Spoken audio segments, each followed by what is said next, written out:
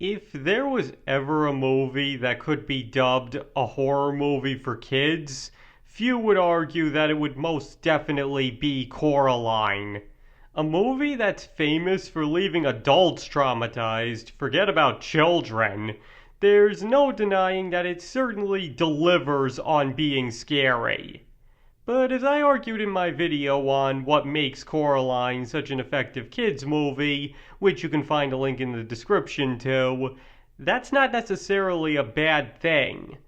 But another, sometimes overlooked element to the movie is that it does a really good job of how it handles the logistics of the other world. Because certain horror movies, especially the ones that lean heavily into fantasy and the supernatural, often have complex rules surrounding how otherworldly creatures and locations work. And Coraline has this all figured out to a T. Now, obviously, it owes a lot of these clever and well thought out aspects of it to the original book written by Neil Gaiman, but it's still rather impressive how it was able to translate all of that on screen, as well as expertly adding on to the ideas of Gaiman's book. And today, I'd like to go over exactly how clever and well thought out these aspects to both the book and movie actually are, and how they enhance the story as well. And obviously there will be spoilers ahead, so in case you've never seen the movie or read the book, you probably know what you should do. Okay, so as I've gone over in other videos, as a writer myself, I've often argued that the aspects of world building in science fiction and fantasy stories, as well as how extensively it should be focused on, depends entirely on the type of story being told. And what makes Coraline impressive in this regard is that the other world is much more well thought out than it really has to be for a movie of this nature. Because once again, as a man who's written books, I know it would have probably been very easy for a lot of writers to take a concept like the other world and say, okay, things just don't work the same as they do in the real world, and everybody needs buttons for eyes, and be able to leave it at that and still have a good story. But to be fair, certain rules established about the other world are more important in Neil Gaiman's book than they are in the movie, which would explain why they're there to begin with. For example, in the book, Coraline figures out where her parents are because she realizes that nothing seen in the other world is quote-unquote natural, or that everything there is deliberately made and put that way by the other mother. And because she's dropped all other superficial decorations and pleasantries, with the other world also falling apart, why does she still have a useless snow globe sitting on the mantle? In the movie, however, it's the cat who finds her parents using his extra senses he boasted about earlier. And on the whole, the aspect of everything having to be made and put where they are by the other mother is only heavily implied, such as all the animals bleeding sawdust upon death, why the other YB can't go into the real world, and the various people being revealed to be made out of inanimate objects. Now, to be fair, the reason for this change is probably because it's a lot easier to explain complex stuff like this in a book than in a movie. Because you have to admit, it could get pretty boring if there was a whole scene of Coraline just sitting there and figuring these things out and explaining what she's thinking out loud to the audience. So they understandably opted for something that would suit a visual medium better and just had the cat find them instead. Especially because he was already in the corresponding scene from the book anyway. But what makes all of this impressive is that Henry Selick decided to keep these aspects of the other world in the movie, despite the fact that they would never be given a proper explanation.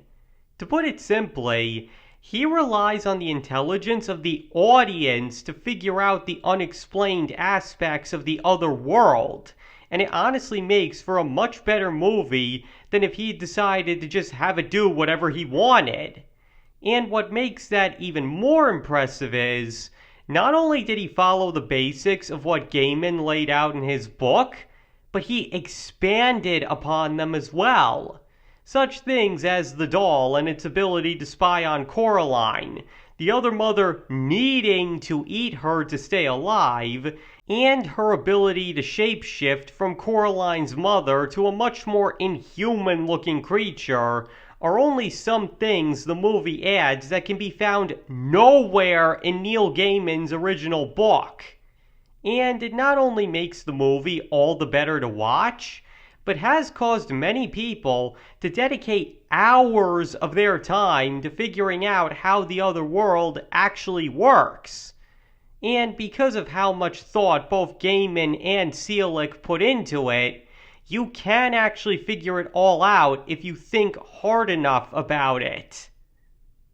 Because as I already went over in my video on Coraline theories, which you can also find a link in the description to, the other world appears to follow a rather basic mold if you take into account certain things that are explained in the book or mentioned in passing in the movie, which is that, according to Coraline's father, the Pink Palace is about 200 years old, and according to YB, the doll the other mother uses is as old as the house is. Therefore, it can be inferred that the other mother is as old as the house, and may have even been born alongside it.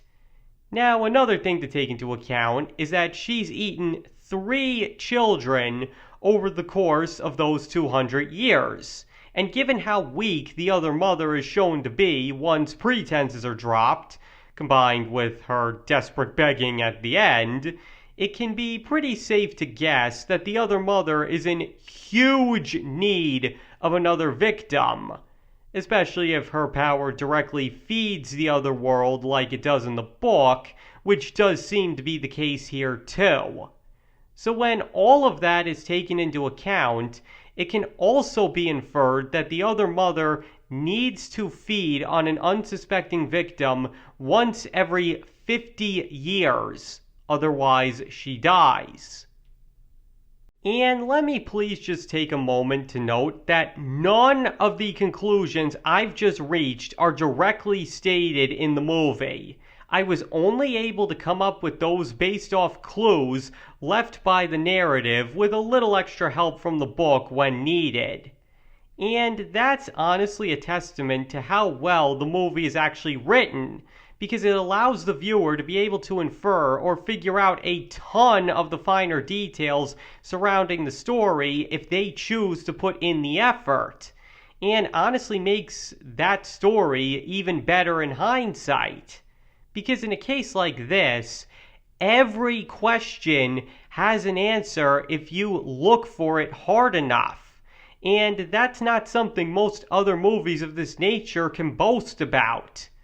Because that's only one of the many things people have been able to figure out about this movie. There are even pretty solid theories as to why the other father and the other YB turned on the other mother despite seemingly having every reason to be loyal to her. But I won't get into that here. So, to put it simply, my point is that in addition to being terrifying, Coraline is honestly exceptionally well written. Because again, many science fiction and fantasy writers know that they could cut corners with stories like this and get away with it. So more often than not, they do.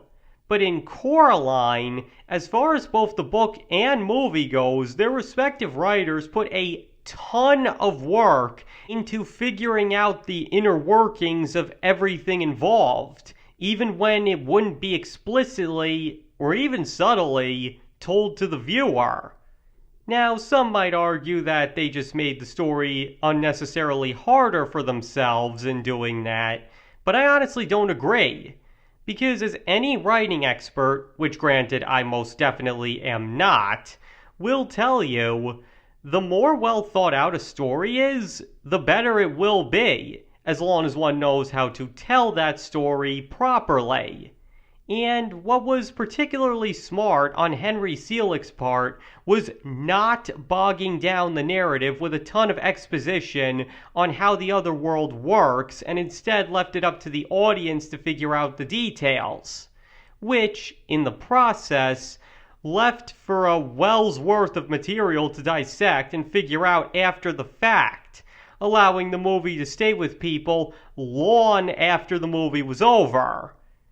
So to his credit, though he did have a lot of help from Gaiman, Selick was still able to pull off something a lot of other fantasy and science fiction writers only dream of. Because what some tend to forget is, when the extra thought is put into a fictional setting, and the finer details on how everything works is present within a narrative, it can turn that world from just a picture on a screen into a living, breathing place with its own set of rules and limitations.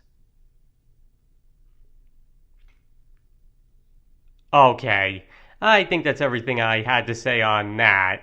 So now I'd like to hear from you. Do you believe the level of depth and detail in Coraline is one of the reasons why it's such a good movie? Or do you believe it's for entirely different reasons that it's considered so good?